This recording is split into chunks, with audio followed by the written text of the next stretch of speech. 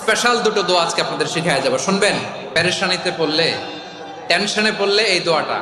প্রিয় ভাইরা, বিষ্ণু ইসলাম যখন খুব বিপদে পড়তেন, দুশ্চিন্তা ওনাকে ঘিরে ধরতো, উনি পড়তেন ইয়া হাইয়ু ইয়া কাইয়ুম বিরহমাতিকা আস্তাগীথ, ইয়া হাইয়ু ইয়া কাইয়ুম বিরহমাতিকা আস্তাগীথ, ইয়া হাইয়ু ইয়া কাইয়ুম, হে শাশ্বত অবিনশ্বর, হে চিরঞ্জীব, বিরহমাতিকা আস্তাগীথ, তোমার রহমতের উসিলায় তোমার কাছে ফরিয়াদ করি, এটা পড়তেন।